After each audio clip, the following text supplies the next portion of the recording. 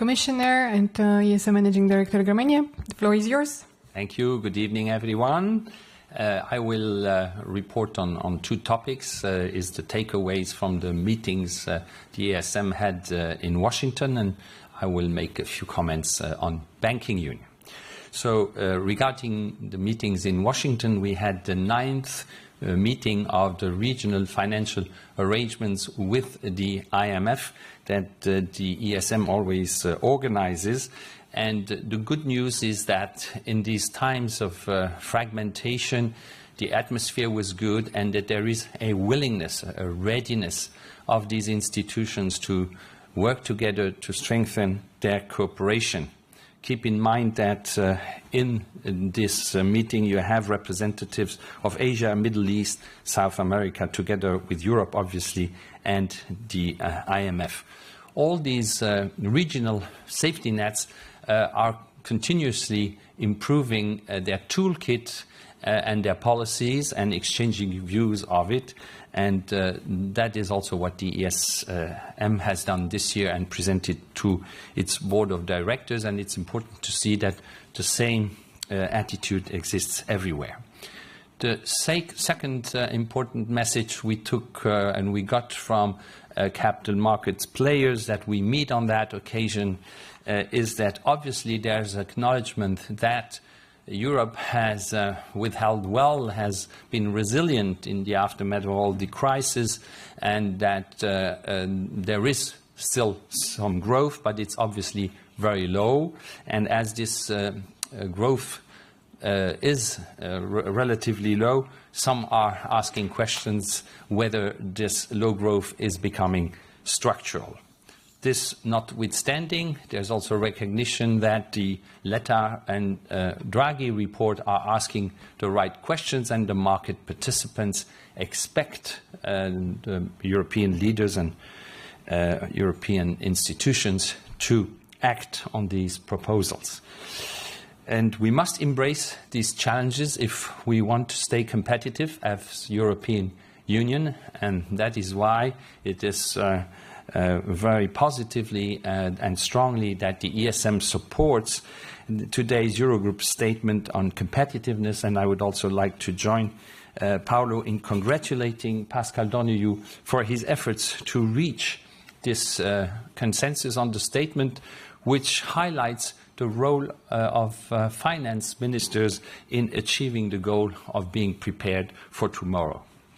On banking union, I welcomed the reports of Dominique Labouré and Claudia Bourg, and I congratulated Claudia Bourg as head of the single supervision mechanism for the 10th anniversary.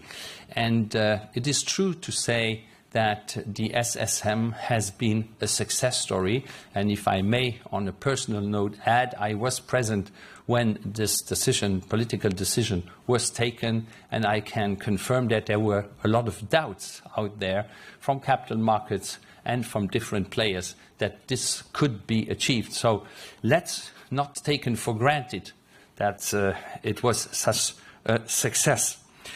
In the same vein, one could say that the single resolution mechanism has made great strides in ensuring orderly resolution of banks, thereby reinforcing financial stability, and I have congratulated Dominique Labouré on this.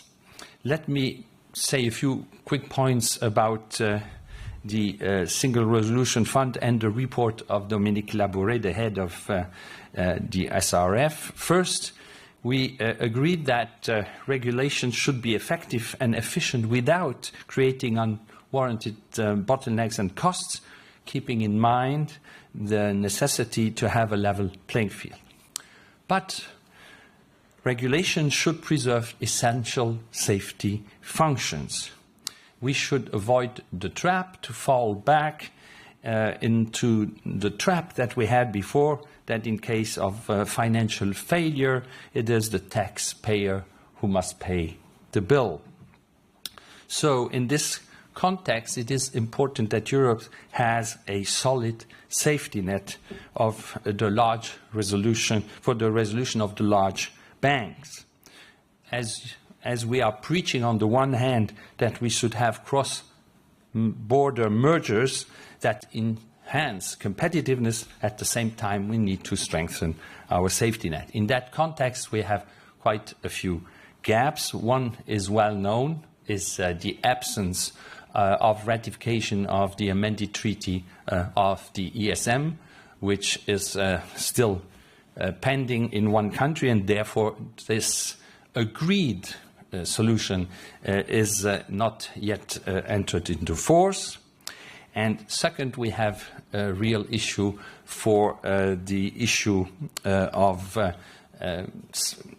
we have a real issue in terms of liquidity firepower in general, which comes on top of it, and the absence of ratification of the amended ESM treaty obviously adds to these difficulties. This being said, the stronger our European rescue funds and safety nets are, the more credible, attractive and competitive Europe will be. Before concluding, I would like to join Pascal Danneau of thanking Paolo Gentiloni for the 5 years of cooperation. I've had the pleasure and privilege to work with you as a finance minister of Luxembourg, and I can testify that it was not only a pleasure but a privilege, because you are one of the commissioners who is most ready to listen to all member states and find solutions that keep into consideration all the elements. That's not easily done, not easily implemented. Second, I would say that you have shown that being a commissioner is defending the interest of all of Europe. You have European blood in your veins. Grazie, Paolo. Grazie. Many thanks.